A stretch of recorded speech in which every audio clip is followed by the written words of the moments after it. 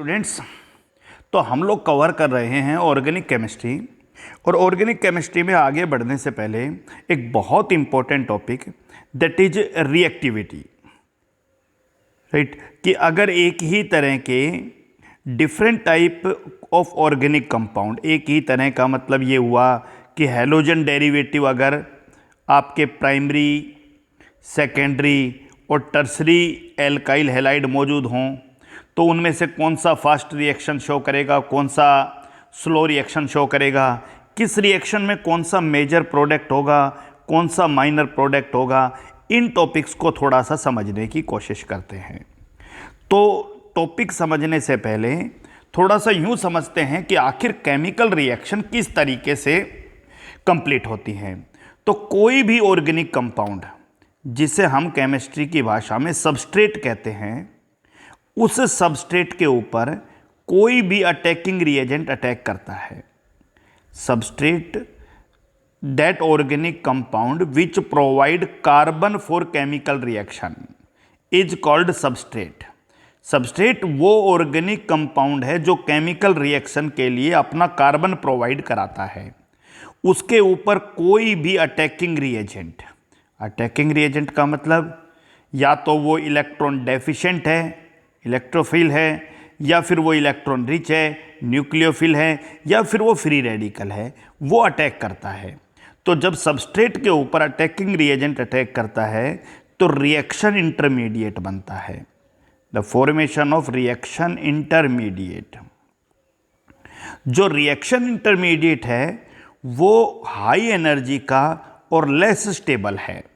High energy reaction के बीच में बनने वाला और लेस स्टेबल, राइट। और वो तुरंत ही प्रोडक्ट में बदल जाता है और प्रोडक्ट जो है वो ज़्यादा स्टेबल होता है, मसलन लो एनर्जी का और मोर स्टेबल, राइट। तो यूँ समझ लीजिए कि रिएक्शन इंटरमीडिएट जो है वो प्रोडक्ट के अंदर बदलता है।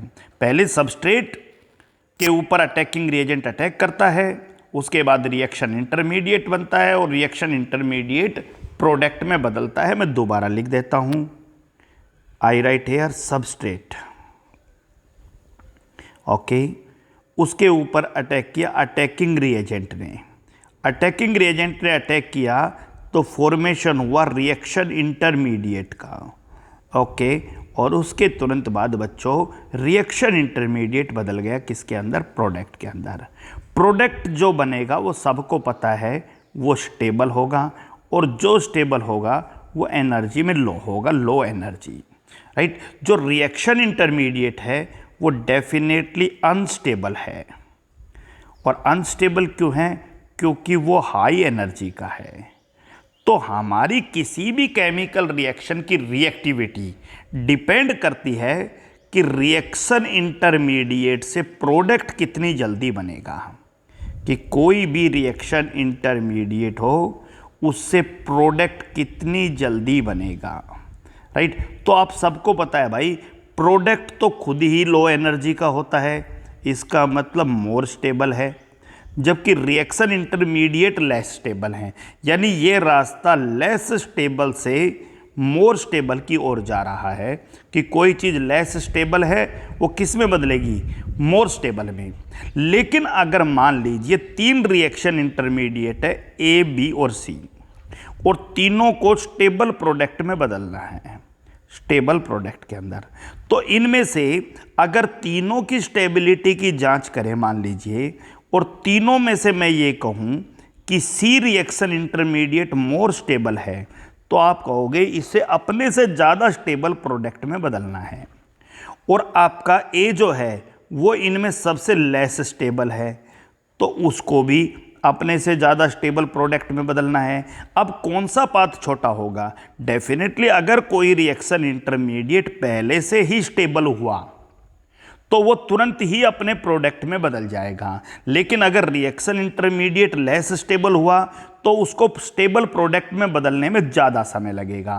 तो यहाँ से सीधा सा आप ये कह सकते हो कि more the reaction intermediate is stable, more the reaction intermediate is stable, जितना रिएक्शन इंटरमीडिएट स्टेबल होगा राइट, उतना ही वो स्टेबल रिएक्शन इंटरमीडिएट तुरंत ही कन्वर्ट होगा किसके अंदर, स्टेबल प्रोडक्ट में, और स्टेबल प्रोडक्ट में बदलेगा। इसका मतलब फास्टर रिएक्शन होगी। तो किसी भी केमिकल रिएक्शन के फास्ट होने के लिए आप यूँ समझ सकते हो कि उसका रिएक्शन इंटरमीडिएट जो है वो स्टेबल होना चाहिए। थोड़ा ग्राफिकली इसको समझने की कोशिश करते हैं कि ये एनर्जी और this represent to progress of the reaction. So that is energy versus progress of reaction, progress of reaction. Okay, so let's check. This is the energy of substrate और I write here energy of reactant, right. बाहर से कुछ energy लेगा, आप लोगों ने पढ़ा है एक्टिवेशन एनर्जी, और जैसे ही उसकी एनर्जी थ्रेशोल्ड एनर्जी के बराबर हो जाएगा उस समय रिएक्शन इंटरमीडिएट का फॉर्मेशन हो जाएगा। यहाँ पर रिएक्शन इंटरमीडिएट बन गया, इसका मतलब इस जगह क्या बन गया, reaction intermediate.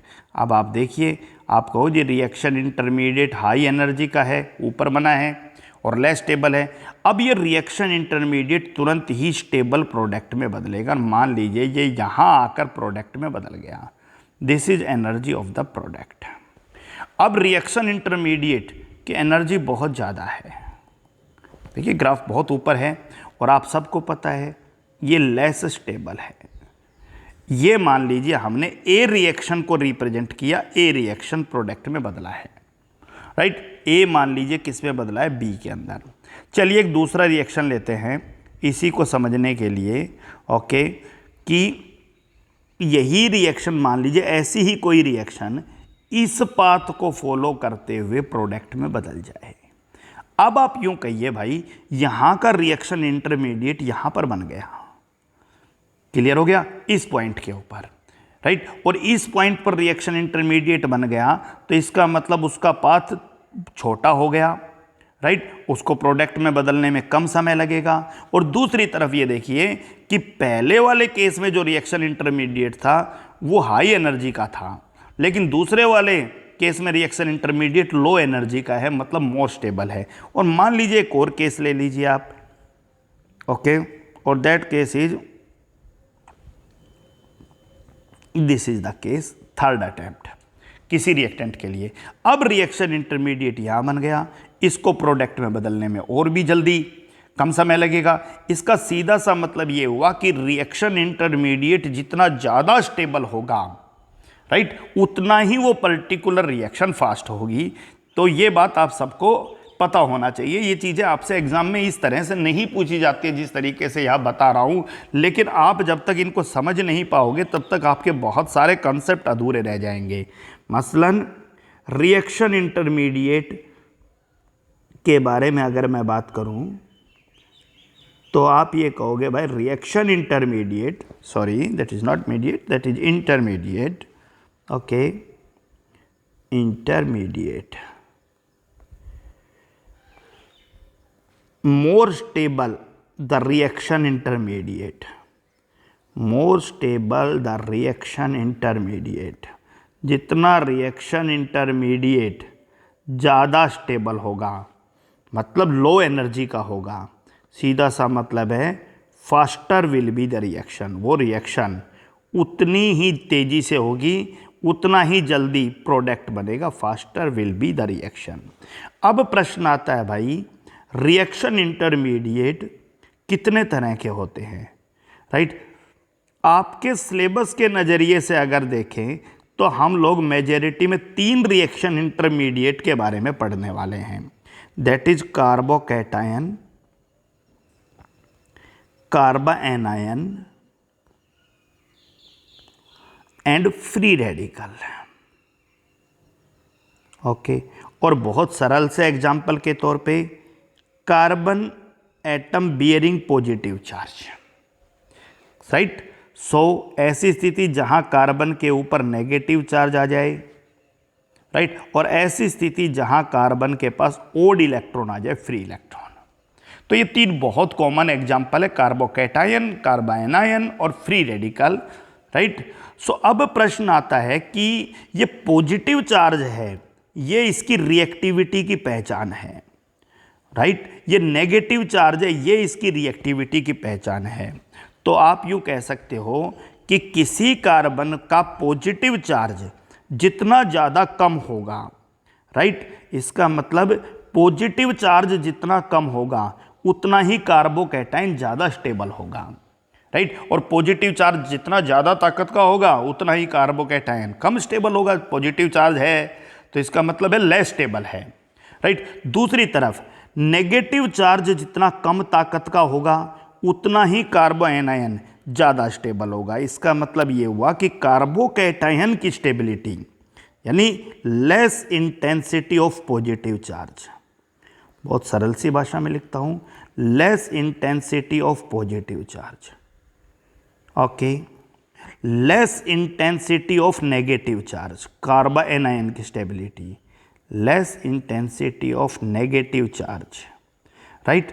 And free radical के केस में ये जो इलेक्ट्रॉन है ये जितना ज़्यादा डीलोकेलाइज करेगा, आप जितना ज़्यादा ये फिक्स नहीं होगा, अपनी एक पोजीशन पर नहीं रहेगा, जितना ज़्यादा डीलोकेलाइज होगा उतना ही ज़्यादा स्टेबल होगा। So more delocalisation of free electron, more delocalisation of free electron. तो आप बहुत सरल सी भाषा में अब तक यूँ समझ पाए हो कि किसी भी कार्बोकैटायन की स्टेबिलिटी अगर जांचनी हो, राइट, तो हम लोग क्या जांचने वाले हैं भाई, किसी भी कार्बोकैटायन की स्टेबिलिटी अगर जांचनी हो तो आपको इसके पॉजिटिव चार्ज की इंटेंसिटी कम होनी चाहिए। किसी कार्बोएनायन की स्टेबिलिटी अगर जांचनी हो तो इसके नेगेटिव चार्ज की इंटेंसिटी कम होनी चाहिए। और फ्री रेडिकल की स्टेबिलिटी अगर जांचनी हो तो फ्री इलेक्ट्रॉन ज़्यादा से ज़्यादा डीलोकेलाइज करे, एक जगह ना हो, डीलोकेलाइज करे ज़्यादा से ज़्यादा। क्लियर हो गया। तो इसका मतलब ये हुआ कि ये जो तीन रिएक्शन इंटरमीडिएट है इन तीनों की स्टेबिलिटी को आप थोड़ा समझने की कोशिश करते हैं। सबसे पहली चीज कंपेयर करेंगे methyl carbocation, primary carbocation CH3CH2 positive, secondary carbocation and tertiary carbocation. इन चीज़ों की बहुत ज़रूरत पड़ने वाली है अब आपको इस चैप्टर के अंदर, और बेसिक्स के लिहाज से बहुत इंपॉर्टेंट चीज़ है। आप ध्यान से देखिए, हम लोग प्लस आई इफेक्ट के हेल्प से ही इस टॉपिक को थोड़ा सा कवर कर लेते हैं कि जो प्राइमरी कार्बोकैटायन है, ओके, उसमें CH3 ग्रुप एक इलेक्ट्रॉन डोनेटिंग ग्रुप है, और सबको पता पॉजिटिव चार्ज की तरफ अगर इलेक्ट्रॉन आएगा तो पॉजिटिव चार्ज की इंटेंसिटी कम होगी। और अगले केस में दो जगह प्लस आई इफेक्ट है, इसका मतलब पॉजिटिव चार्ज की इंटेंसिटी और कम हो गई। तीसरे केस में और ज़्यादा प्लस आई इफेक्ट है, मतलब पॉजिटिव चार्ज की इंटेंसिटी और कम होगी। तो मैं यहाँ लिख देता हूँ कि ये लास्ट वाला जो केस है इसमें least intensity of positive charge, यानी सबसे ज़्यादा पॉजिटिव चार्ज डिस्पर्ज हो गया है, कम हो गया है, more dispersal of positive charge, right, least intensity of positive charge, right, okay. और least intensity of positive charge, इसका मतलब ये सबसे ज़्यादा स्टेबल है, मोस्ट स्टेबल। इसका मतलब अगर हम कार्बोकैटायन के बारे में बात करें तो सबसे ज़्यादा स्टेबल कार्बोकैटायन टर्सरी, फिर सेकेंडरी, फिर प्राइमरी, और सबसे कम मिथाइल कार्बोकैटायन। ये जो तीन एग्जाम्पल्स हमने लिखे हैं इसको ध्यान से देखिए, एक पहला प्राइमरी है, दूसरा सेकेंडरी है और तीसरा टर्सरी है, ओके। और इनमें सबसे ज़्यादा स्टेबल कौन सा कार्बोकैटायन हुआ? टर्सरी कार्बोकैटायन हुआ। कोई पूछे क्यों हुआ भाई, आपको जी इसकी पॉजिटिव चार्ज की इंटेंसिटी कम।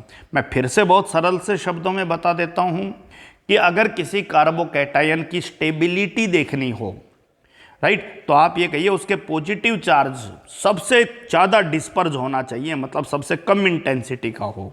अगर किसी कार्बोएनायन की स्टेबिलिटी देखनी हो कार्बोएनायन में, तो नेगेटिव चार्ज कम होना चाहिए। और अगर फ्री रेडिकल की स्टेबिलिटी देखनी हो तो फ्री इलेक्ट्रॉन डीलोकेलाइज करे। चलिए This is the carbocation. In second case, that is methyl carbanion, negative charge. Okay, CH3 CH2 negative, primary carbanion. Okay, CH3 CH negative and CH3, that is secondary carbanion, and CH3 C CH3 or CH3 and a negative charge, tertiary carbanion. This is primary, secondary and tertiary. And you know it very well that in case of primary CH3 group plus I effect show करेगा और negative charge की तरफ electron, मतलब negative charge का और ज़्यादा negative होना। Secondary के केस में नेगेटिव चार्ज पहले से और ज़्यादा नेगेटिव हो गया, और टर्सरी के केस में नेगेटिव चार्ज पहले से और भी ज़्यादा नेगेटिव हो गया। मतलब कार्बानियन की अगर स्टेबिलिटी के बारे में बात करो तो मिथाइल ही सबसे ज़्यादा स्टेबल है, उससे कम प्राइमरी, उससे कम सेकेंडरी और उससे कम टर्सरी। इसका मतलब अगर किसी रिएक्शन में इंटरमीडिएट कार्बोकैटायन बनता है, राइट, तो जहां टर्सरी कार्बोकैटायन बनेगा वह फास्टेस्ट रिएक्शन होगी, ध्यान दीजिएगा। लेकिन अगर किसी रिएक्शन में इंटरमीडिएट कार्बानियन बनता है तो जहां पर मिथाइल कार्बानियन बनेगा वहां पर रिएक्शन फास्टेस्ट होगी। यानी हमने जो ट्रेंड लिखा है वो कार्बोकैटायन की स्टेबिलिटी को लेकर लिखा है, स्टेबिलिटी ऑफ कार्बोकैटायन। टर्सरी सबसे ज़्यादा स्टेबल, मतलब वही सबसे जल्दी अपने प्रोडक्ट के अंदर बदलने वाला है। ये एक इम्पोर्टेंट पॉइंट है जो आपको ध्यान रखना है। दूसरी तरफ अगर हम लोग कार्बानियन के केस में बात करें तो आप ये कहोगे भाई कि जो टर्सरी है उसमें नेगेटिव चार्ज की इंटेंसिटी सबसे ज़्यादा हो गई है, इसका तो सबसे लीस्ट स्टेबल है, राइट। तो मिथाइल कार्बानियन सबसे ज़्यादा स्टेबल है, सबसे फर्स्ट अपना प्रोडक्ट बनाएगा। और तीसरा केस आपका फ्री रेडिकल का case.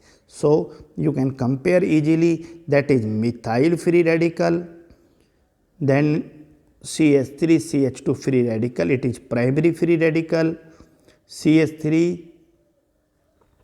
CH and CH3, that is secondary free radical, and CH3 C CH3 and CH3, it is tertiary free radical. So it is tertiary, secondary, primary. You know CH3 CH2 free radical के case में plus I effect, अब plus I effect की वजह से electron shift होंगे किसकी तरफ, carbon free radical की तरफ, और इलेक्ट्रॉन में रिपल्सन होगा तो इलेक्ट्रॉन डीलोकेलाइज करेगा। दूसरे वाले केस में और ज़्यादा इलेक्ट्रॉन कार्बन फ्री रेडिकल की तरफ आएंगे, इस कार्बन की तरफ, और ज़्यादा आएंगे भाई तो रिपल्सन और ज़्यादा होगा और ज़्यादा डीलोकेलाइज करेगा। इसका मतलब लास्ट वाले केस में तो रिपल्सन सबसे ज़्यादा है तो डीलोकेलाइजेशन सबसे ज़्यादा है। इसका मतलब स्टेबिलिटी के बारे में अगर आप बात करें तो टर्सरी फ्री रेडिकल सबसे ज़्यादा, फिर सेकेंडरी, फिर प्राइमरी, और सबसे कम आपका methyl free radical. That is your point.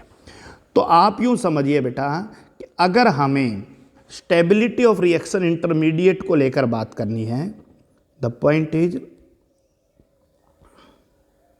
Stability of reaction intermediate,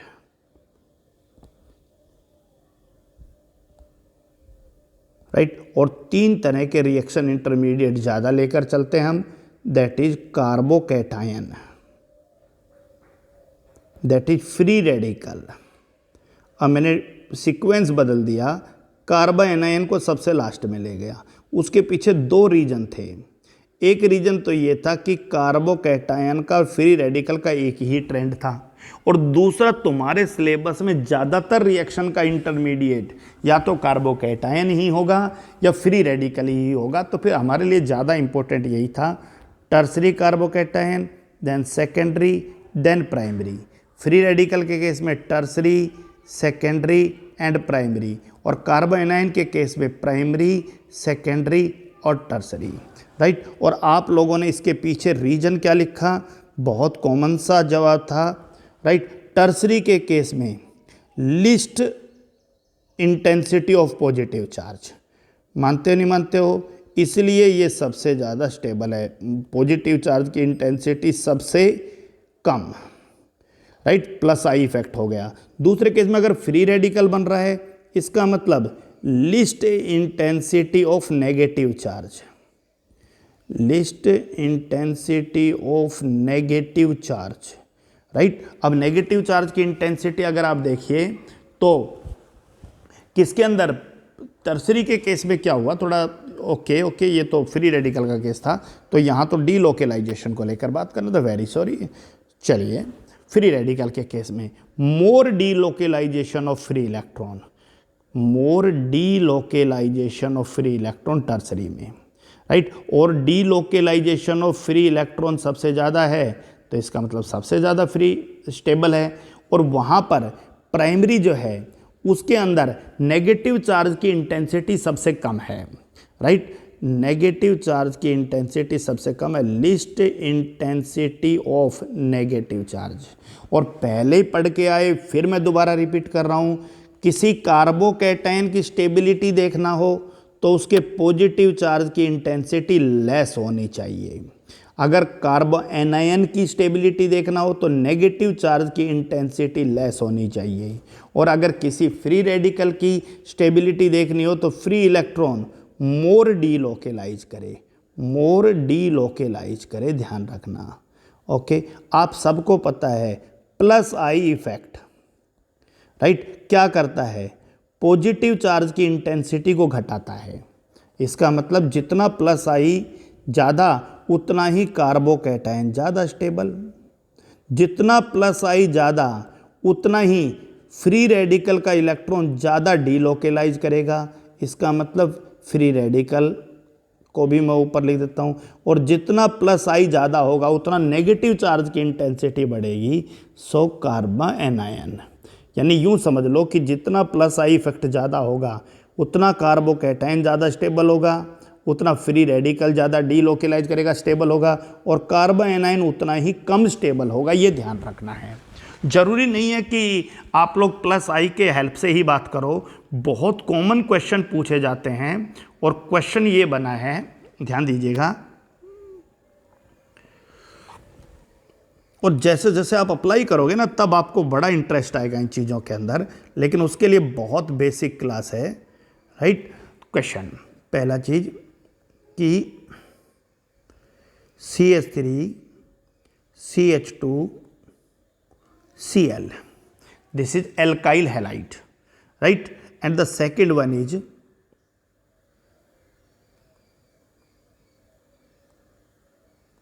aryl halide. अब बात आता है भाई, इन दोनों का रिएक्शन इंटरमीडिएट कार्बोकैटायन बनेगा, Cl बाहर निकलेगा, वो मैं आपको समझाऊंगा। CH3 CH2 पॉजिटिव, और यहाँ पर ध्यान दीजिए ये हटा और यहाँ पॉजिटिव चार्ज, राइट। आप सबको पता है पहले वाले केस में प्लस आई इफेक्ट है, और प्लस आई इफेक्ट का सीधा सा मतलब है पॉजिटिव चार्ज को डिस्पर्ज कर रहा है, कम कर रहा है।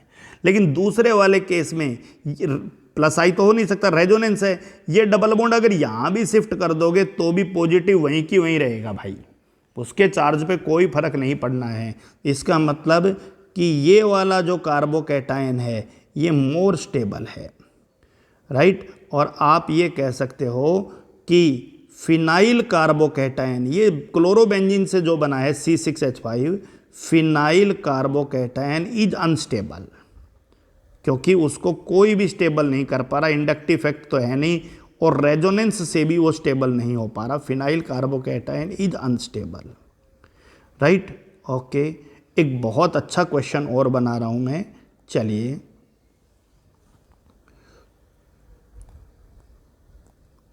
क्लोरोबेंजीन से बनने वाला इंटरमीडिएट और बेंजाइल क्लोराइड से बनने वाला intermediate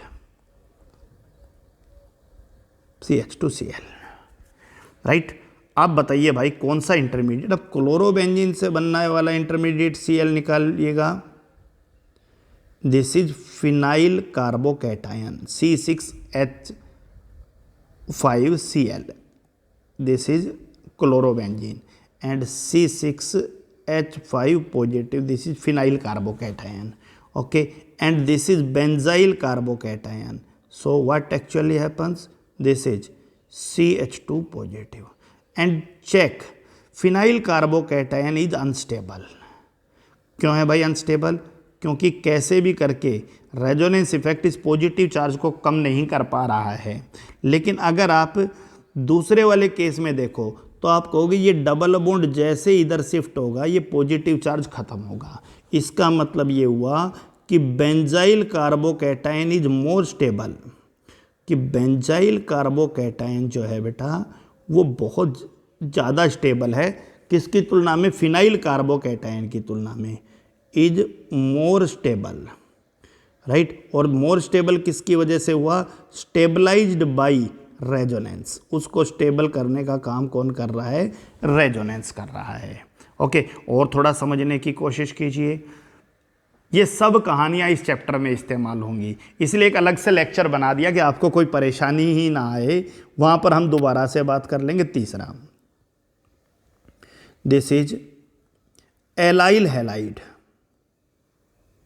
CH2 double bond CH and Cl, okay, and vinyl halide, this is vinyl and allyl, allyl double bond से नेक्स्ट कार्बन पर हेलोजन, ओके, CH2 और Cl।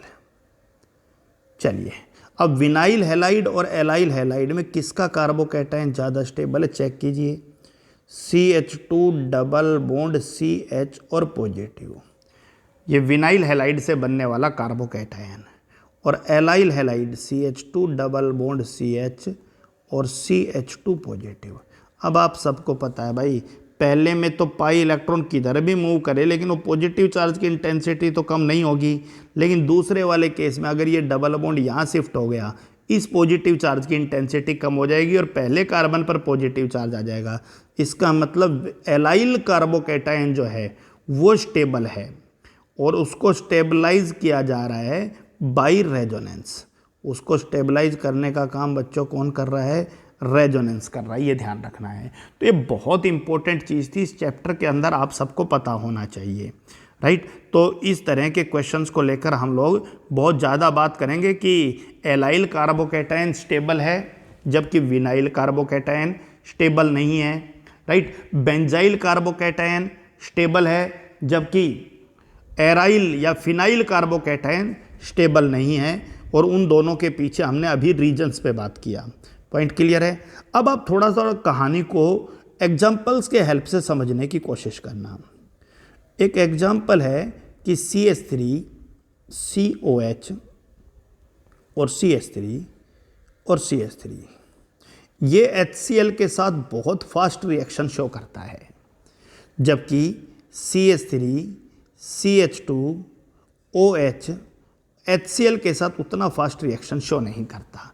यानी ये रिएक्शन फास्ट है और ये रिएक्शन स्लो है। तो थोड़ा सा इस रिएक्शन को समझने की कोशिश करते हैं। एक बात सुन लो, आज की क्लास में जो कुछ हो रहा है वो एग्ज़ाम के लिए नहीं है, वो सब चीज़ें आगे चैप्टर्स में यूज होंगी। तो एक एक बार उसको, हर पॉइंट को समझ लो, फिर जैसे ही वो चैप्टर में आएगा तब क्लियर हो जाएगा। ये देखिए, CH3 COH CH3 और CH3 पहला केस, H पॉजिटिव अटैक करेगा OH के पाई लोन पेयर के ऊपर। अटैक करते ही CH3 CH3 CH3 और OH और H एक पेयर बच गया और O के ऊपर पॉजिटिव चार्ज, और इसमें से फिर बाहर निकल जाएगा H2O। H2O बाहर निकलते ही कार्बोकैटायन बन गया आपका टर्सरी, और आप सबको पता है tertiary carbocation more stable carbocation है, राइट। मोर स्टेबल कार्बोकैटायन है तो तुरंत अपने साथ Cl नेगेटिव जोड़ कर प्रोडक्ट बना लेगा, राइट। दूसरी तरफ अगर यही कहानी आपकी CH3 CH2OH के केस में था तो आप कहो जी यहाँ भी HCl का H पॉजिटिव अटैक करेगा। फिर से वही कहानी जो पहले केस में हुआ था, CH3 CH2OH और पेयर और पॉजिटिव चार्ज बाहर निकल जाएगा, और आपका CH3CH2 पॉजिटिव चार्ज। इसका मतलब ये आपका प्राइमरी कार्बोकैटायन है। अब आप यूँ समझिए कि पहले वाले केस में रिएक्शन इंटरमीडिएट टर्सरी कार्बोकैटायन बना और दूसरे वाले केस में प्राइमरी कार्बोकैटायन बना। आपको पता है प्राइमरी कार्बोकैटायन लेस स्टेबल है और टर्सरी कार्बोकैटायन मोर स्टेबल है। मोर स्टेबल है इसका मतलब ये अपने प्रोडक्ट को बहुत जल्दी बनाएगा और ये अपने प्रोडक्ट को उतना इजीली नहीं बनाएगा। तो आप लोगों को ऐसी रिएक्शंस का भी बड़ा आइडिया मिलेगा जब आप आगे पढ़ोगे। तो क्लियर हो गया। तो हम लोग 1 बाय 1 इन पॉइंट्स के ऊपर बात करेंगे कि आखिर रिएक्शन इंटरमीडिएट की स्टेबिलिटी किस तरीके से आपके रिएक्शन को स्लो और फास्ट बनाती है, राइट। आखिर कैसे कोई प्रोडक्ट मेजर प्रोडक्ट होगा, कैसे कोई माइनर प्रोडक्ट होगा। एक बहुत कॉमन रिएक्शन आप लोग पढ़ के आए हो, CH3CH double bond CH2, right, और प्लस HCl। आप सबको पता है हम इसमें मार्कोनिकोव रूल और फॉलो करते हैं और Cl आपका इस पर अटैक करता है। लेकिन हम इसके अगर मैकेनिज्म को समझने की कोशिश करते हैं तो देखिए क्या होता है।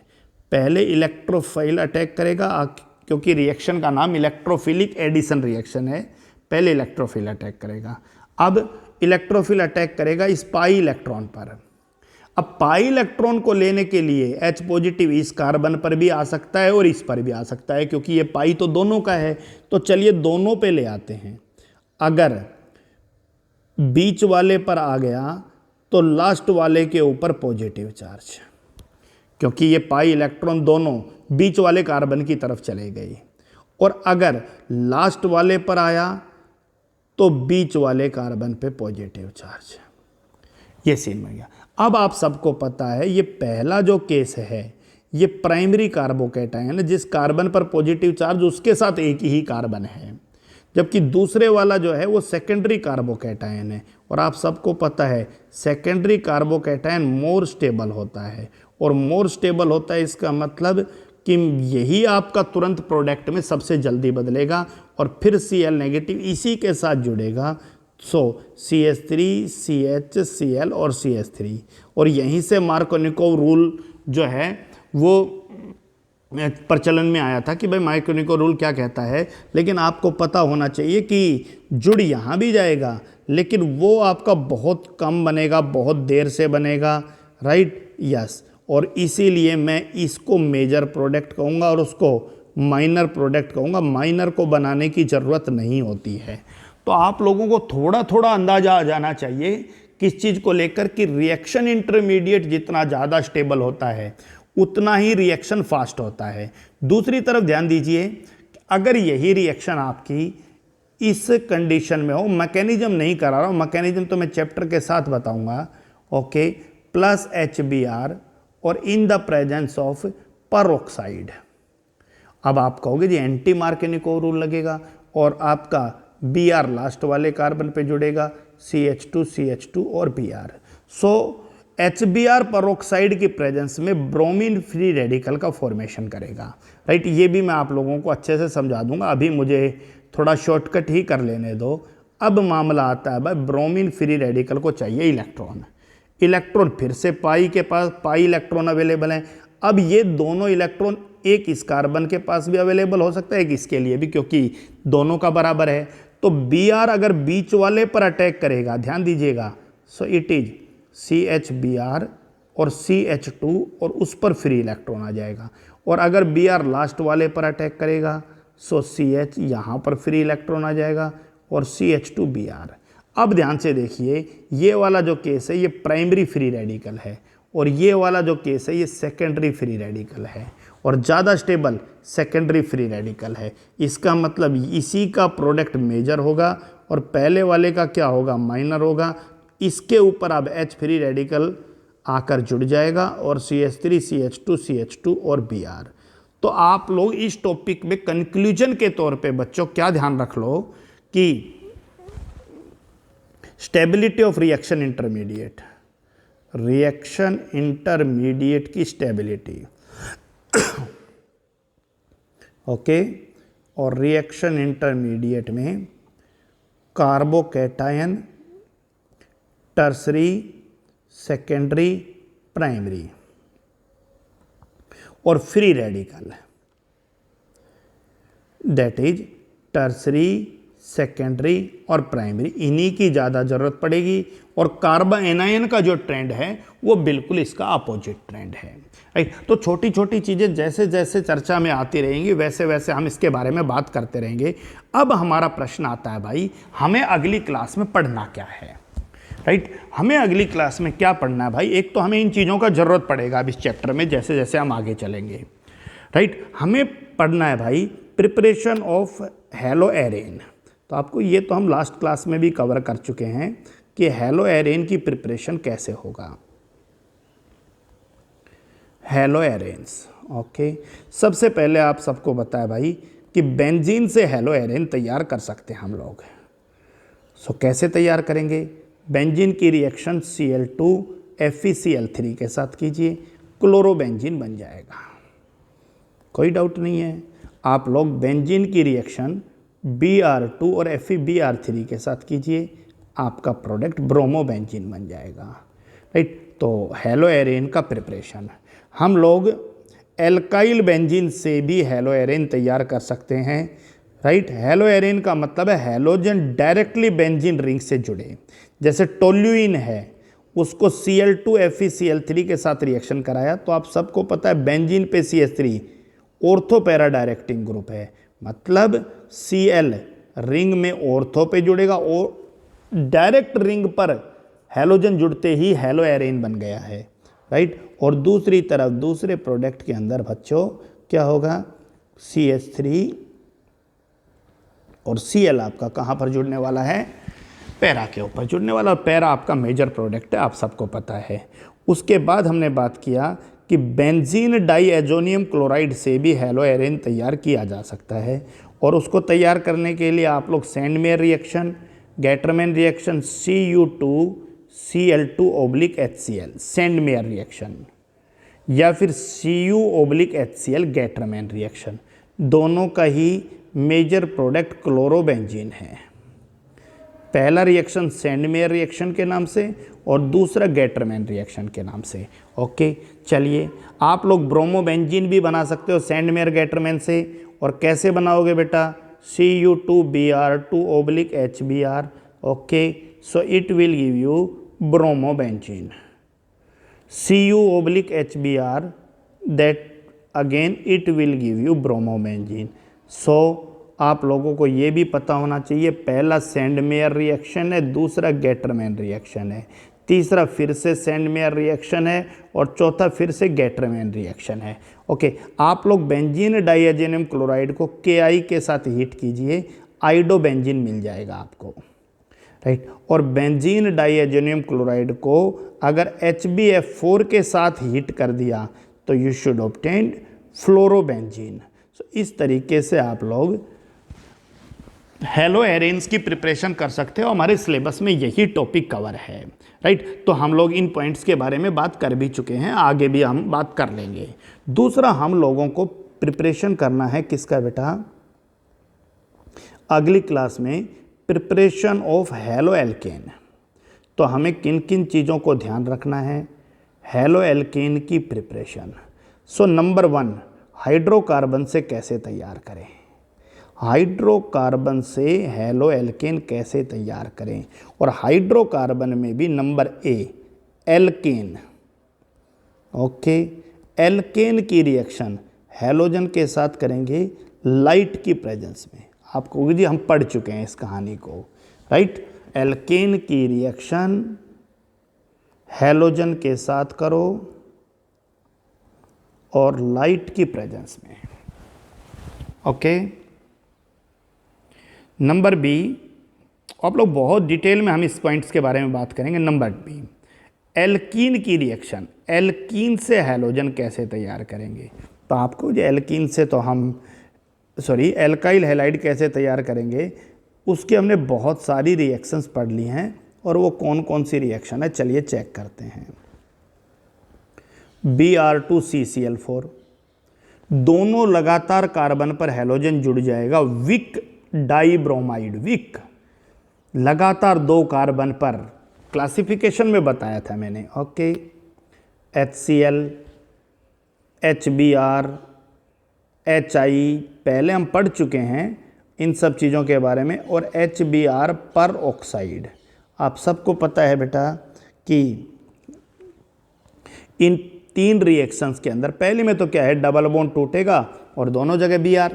हम आगे कल की क्लास में बहुत अच्छे से बात करने वाले हैं इनके ऊपर। लेकिन अगर आप HCl HBr और HI, तो अटैकिंग रिएजेंट का नेगेटिव पार्ट डबल बॉन्ड के उस कार्बन पर जुड़ेगा, डबल बॉन्ड के 2 कार्बन उस कार्बन पर जुड़ेगा जिसके साथ लेसर नंबर में हाइड्रोजन एटम है। और यहाँ पर हम लोग फॉलो करेंगे मार्कनिकोव एडिशन रूल। जबकि परोक्साइड के प्रेजेंस में मैकेनिज्म चेंज करेंगे हम लोग, राइट। एंटी मार्कनिकोव रूल फॉलो करेगा, राइट। अटैकिंग रिएजेंट का नेगेटिव पार्ट डबल बॉन्ड के उस कार्बन के साथ जुड़ेगा, राइट। अटैकिंग रिएजेंट का नेगेटिव पार्ट डबल बॉन्ड के उस कार्बन के साथ जुड़ेगा जिसके साथ ज़्यादा हाइड्रोजन है, और यहाँ एंटी मार्कनिकोव रूल फॉलो करेगा। सो एल्केन से कैसे, एल्केन की हैलोजन के साथ रिएक्शन लाइट के प्रेजेंस में, alkene Br2CCl4 HCl HBr HI और HBr peroxide. Okay, the next one reaction जिसके बारे में हम बात करेंगे that is halogen exchange reaction. Halogen exchange reaction, जहाँ कोई एक हैलोजन दूसरे हैलोजन को एक्सचेंज करे। सो RCl का रिएक्शन अगर आप NaI के साथ करोगे और AgF के साथ करोगे, याद कीजिए पहला रिएक्शन फिंकलेस्टीन रिएक्शन और दूसरा रिएक्शन स्वार्ट्ज रिएक्शन। आप कहोगे हम लोगों ने पढ़ा है ये रिएक्शन, NaCl प्लस AgCl, हम लोग आगे बात कर लेंगे। तीसरा क्वेश्चन जो आप पढ़ने वाले हो, यानी हाइड्रोकार्बन में एल्केन एल्कीन से तैयार करेंगे, राइट। हैलोजन एक्सचेंज हो गया। और लास्ट जो आपके सिलेबस में है दैट इज फ्रॉम एल्कोहल, कि एल्कोहल से कैसे तैयार करोगे आप लोग alkyl halide. So let us suppose it is ROH, this is ROH। और ROH की रिएक्शन आप लोग HCl के साथ करिए ZnCl2 की प्रेजेंस में, आप लोग NaBr के साथ कीजिए H2SO4 की प्रेजेंस में, राइट। आप लोग Ki के साथ कीजिए, ध्यान देना, H3PO4 की प्रेजेंस में। आप लोग इसी रिएक्शन को PCl3 के साथ कराइए, PCl5 के साथ कराइए, SOCl2 के साथ कराइए, राइट। रेड फॉस्फोरस और Br2 इस कंडीशन में रखिए, रेड फॉस्फोरस और I2। ये जो लास्ट जो दोनों चीज़ें हैं ये आपके C2 हैं, और C2 का मतलब है रिएक्शन मिक्सचर। जैसे ही आप रेड फॉस्फोरस Br2 को एक साथ रखोगे ये PBr3 की तरह बिहेव करेगा। तो PBr3 डायरेक्टली नहीं लेते हैं, आप लोगों ने पहले भी पिछले चैप्टर में C2 पढ़ा था जहां हमने NaNO2 HCl लिया था। तो वो ना तो वो रिएक्शन हमारी NaNO2 की थी और ना ही वो रिएक्शन HCl की थी, वो रिएक्शन एक्चुअली HNO की थी, HNO2 की, जो C2 में प्रिपेयर हो रहा था। C2 का मतलब रिएक्शन मिक्सचर लेते ही आपका जो मेन रिएजेंट था वो तैयार हो रहा था। तो रेड फॉस्फोरस Br2 C2 है, जिनको मिक्स करते PBr3 बनेगा, और रेड फॉस्फोरस I2 जो आपका C2 है जहाँ PI3 बनेगा। तो ये डायरेक्ट ना लेके आपका C2 में लेते हैं। तो कुछ नहीं है भाई, OH is substituted by Cl in first case, RCl, RBr in second case, RI in third case, RCl in next, then next में के अंदर भी Cl, नेक्स्ट के अंदर भी Cl, और नेक्स्ट के अंदर भी Br, और लास्ट वाले में I। सो सभी में आपका हैलोजन ऐड हो गया, किसकी जगह, OH की जगह। बहुत सारी छोटी छोटी तकनीकी चीज़ें हैं, लेकिन आप लोग एक बात समझ लीजिए कि आपको पढ़ना बस यही है, राइट। बहुत सारे क्वेश्चंस पे हम लोग बात करेंगे, लेकिन हमारा टॉपिक इसी पॉइंट के साथ कवर हो जाएगा। टॉपिक है हमारा preparation of halo alkane halo arene, और इन्हीं रिएक्शंस के हेल्प से हम लोग हैलो एल्केन और हैलो एरेन को कवर करेंगे। मैं एक बार दोबारा से रिपीट कर देता हूँ कि नेक्स्ट क्लास में जो हम लोग टॉपिक शुरू करेंगे प्रिपरेशन ऑफ हैलो एल्केन और हैलो एरेन, नेक्स्ट क्लास में मैं चैप्टर को शुरू करने वाला हूँ। उससे पहले आप लोग ध्यान रखिएगा, जब आपसे पूछा जाए प्रिपरेशन ऑफ हेलोएरेन तो आपको क्या ध्यान रखना है? आपको ध्यान रखना है सर बेंजीन का electrophilic substitution reaction Cl2FeCl3 Br2FeBr3। Number 2 toluene का electrophilic substitution Cl2FeCl3। Okay, next आपका थर्ड आपसे पूछे benzene diazonium chloride Sandmeyer Gattermann, जिससे आप लोग क्लोरोबेंजीन, ब्रोमोबेंजीन, आयोडोबेंजीन और फ्लोरोबेंजीन तैयार कर सकते हो। ये चीज़ हमें पढ़ना है नेक्स्ट क्लास में। अगला हमारा टॉपिक जब चलेगा दैट इज प्रिपरेशन ऑफ हेलोएरेन। तो आप लोगों को पता होना चाहिए सर हेलो एल्केन बनाने के लिए अगर हम हाइड्रोकार्बन एल्केन का सहारा लेंगे तो हमें हेलोजन के साथ रिएक्शन कराना है लाइट की प्रेजेंस में। अगर हम लोग हाइड्रोकार्बन एल्कीन लेके चलेंगे तो हम लोग बहुत सारी रिएक्शंस पढ़ने वाले हैं।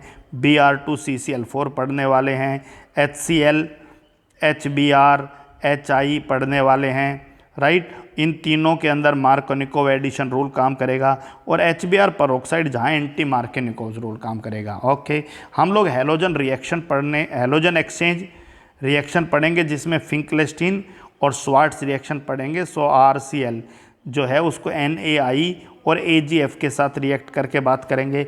और हम लोग लास्ट पॉइंट के अंदर एल्कोहल से हेलोजन एक्सचेंज रिएक्शन पढ़ेंगे दैट इज ROH। अगर इसकी रिएक्शन हम लोग किस किस के साथ कर दें that is HCl plus ZnCl2। Okay, then next one is NaBr plus H2SO4, then Ki plus H3PO4, then PCl3, PCl5, SOCl2 और C2 के अंदर रेड फॉस्फोरस Br2 और रेड फॉस्फोरस I2। और प्रोडक्ट सबको पता है, OH की जगह पहले वाले केस में क्या आना है भाई, Cl आना है, दूसरे में OH की जगह Br, फिर I, फिर Cl, फिर Cl, फिर Cl, फिर Br और फिर I। तो कोई कन्फ्यूजन नहीं होना चाहिए भाई क्या आपका प्रोडक्ट बनेगा, राइट। ओके स्टूडेंट, तो हम आज का बेसिक लेक्चर यहीं ख़त्म करते हैं। मैं दोबारा कह रहा हूँ कि आज आप यूँ समझ के चलिए कि आपने कुछ नहीं पढ़ा, बस हर चीज़ को ध्यान से सुना है, राइट। और ये हर चीज़ हम लोग कल से शुरू करेंगे। तो मैंने आप लोगों को प्रिपरेशन ऑफ हेलो एल्केन और हेलोएरेन पढ़ने लायक बना दिया। कल हम सब चीज़ों के बारे में बहुत डिटेल्स में बात करने वाले हैं, राइट। तो आप लोग अपना इस चैप्टर को बहुत अच्छे से कवर करिएगा। एक बार बहुत अच्छे से इस चैप्टर को अटेंड करना ज़्यादा ज़रूरी था। तो दैट्स ऑल फॉर टुडे।